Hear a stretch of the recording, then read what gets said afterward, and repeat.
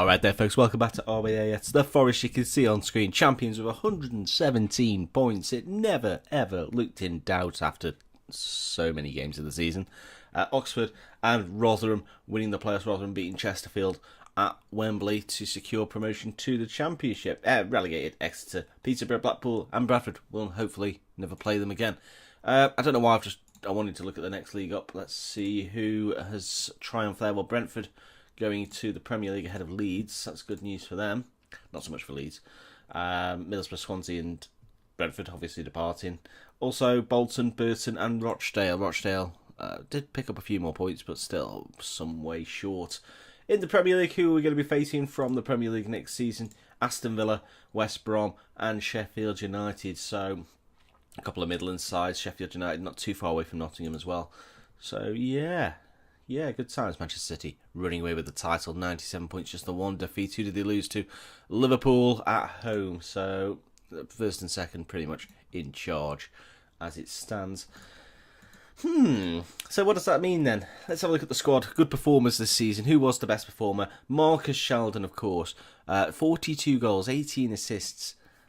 I think it's important that we keep him. So what I've done is, I've already gone out and if I looked at his details, see his contract details, you can see his loan now extended until 2025. We've got him for 2 more seasons on loan as a minimum. That takes him up into his last year of contract. So if he's still a bit of a good player for us, then we might be able to sign him on a permanent deal. You never know, we might be even in the Premier League by then. Probably not. Otherwise, Ben Brereton, Forest stalwart, hopefully getting promoted to the Championship will shut him up in terms of wanting to leave. Matty Cash with a 7.66, excellent player, I think. Godoni as well, he's turned into quite a player. I think physically he's an absolute monster, and technically as well for what we want him to do he's pretty good. Mentally he's probably a little bit suspect, but well, we can forgive him that perhaps. But Jonas, really good signing as well. Just £84,000 from Rangers, now worth upwards of 600k. Just a really class act, to be honest. Again, just steady Eddie. Jack Baldwin, I think he was a good signing as well. Good centre off, and a bit of a signing with an aim for promotion to the Championship. I think he's good enough to play at the Championship, and again, a little bit of money, 550k, but worth over £1 million now, so I think he's going to be good.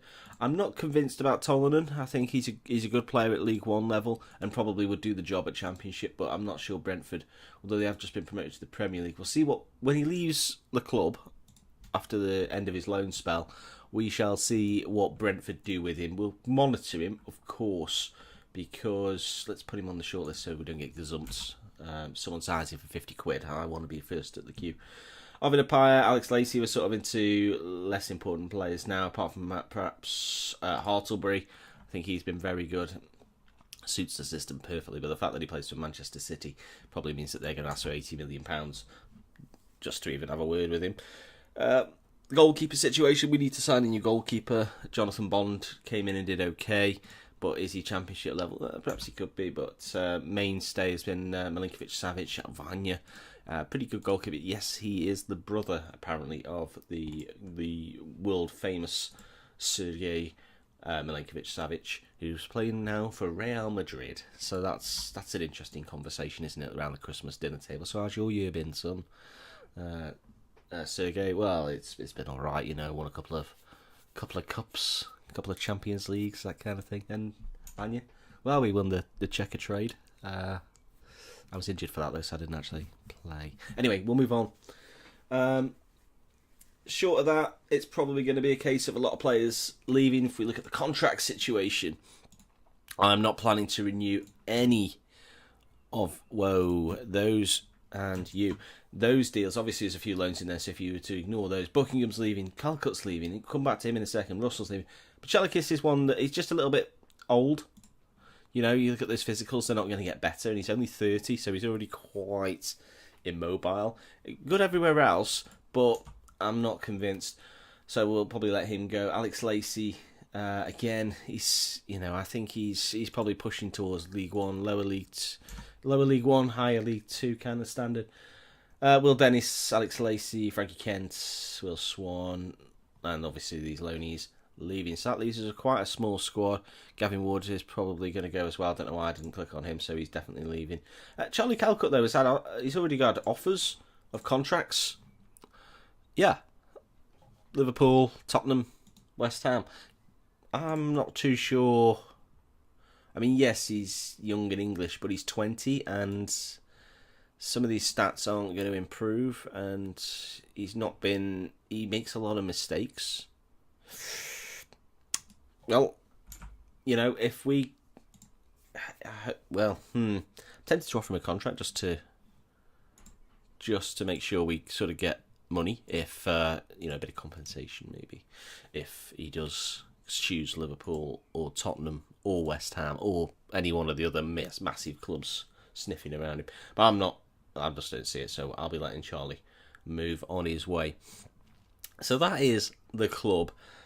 Finances wise, obviously we haven't got a huge budget to work with. The Championship's become a much more expensive league in recent years, so it's a case of just under 2 million and just under 60,000 available in the wages. So we've got money to move, and especially when a lot of these lads' contracts expire, that'll give us much more financial freedom in terms of the contract situation. So hopefully we'll be able to pick up a few players. The transfer list, as it is, sort of looks like this. Samir Scouffé is a player that you definitely want to sign, but he's valued at 6 million transfer fee, so we ain't going to be doing that. There's definitely players that might improve us. Chirac Pom, it could be one of those actually. Had a decent spell at Aberdeen. Knows this league, of course, but what are they asking for him? It's too much. It's nearly £6 million for the... How much did they sign him for? And now they want to sell him. So they signed him on a free, and now they want to ditch him for £6 million. I mean, that's how you do business, but I don't think you're going to get what you want. Conor Randall might be a good shout. Right wing back. Although he's played for Aberdeen, so they probably want 40 million. It's too expensive for us, and that's the thing. You see, these are Championship kind of signings. 3 to 5 to 6 million pounds seems ridiculous to me that the first division, in effect, or Division 2, could be signing players for those kind of monies. But that's where we are. So yeah, that's pretty much a wrap up. I think it's been a good year for us. If we look at the bit of a stats for the league, you can see Sheldon leads the way with 37 goals, Tottenham 29, and we dominate the average rating. Top three, equally so the assists in Brereton, Sheldon and Tottenham, so they're all laying on goals for each other. Sheldon picking up 14 man of the matches, or player of the matches, and Milinkovic-Savic despite his injury. Keeping 17 clean sheets, the most in the league. Hardbury also got the most yellow cards, but we can ignore that. We can bypass that because we are Le Champion, and we did the double. So, yeah, a word on Clyde. Well, the inevitable happened. They made a good fist of it, but they finished bottom of the SPL. They won't be staying up. They finished bottom by a point to Motherwell, also being relegated. They lost, you can see there, in extra time, over 2 legs to Wraith. So Wraith promoted to the SPL. Just to keep, I don't know why I've gone into this Scottish Development League West. Let's correct my horrendous mistake.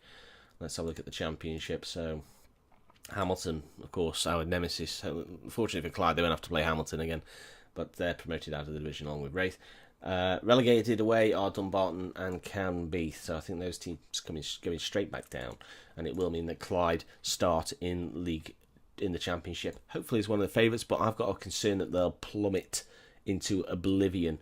But hopefully the finances will stabilise the club, and maybe if they become a bit of a Championship or League One mainstay, they can start to rebuild and reshape the squad in their own image, because, to be quite honest, it was never really good enough. Excellent. So what we'll do then is we'll complete the pre-season. Do follow me at Knock It Wide on the Twitters, and you'll see any kind of signings. That's a pretty terrific patch of form, isn't it? You'll see any major signings I put on Twitter, news items, that kind of thing. But otherwise, I'll see you probably around for the first or so game of the season. Maybe do a couple of games to settle us in, and then you can see how we're going to start. But yeah, looking forward to it. League Championship season. Who knows who will get that first game? Again, I'll probably put that on the Twitter because I'm excited about it. It's one step away from the Premier League, of course. One of the top levels of football. Should any big jobs become available, if we're headhunted, you can see profile-wise no one wants us, so we look like we're going to be staying at the Forest. Fantastic times. So yeah, I'll see you again on the next video. Do pop a like on there for me and subscribe if you haven't already. It's been an absolute pleasure, and I'll see you again on the next video. Goodbye.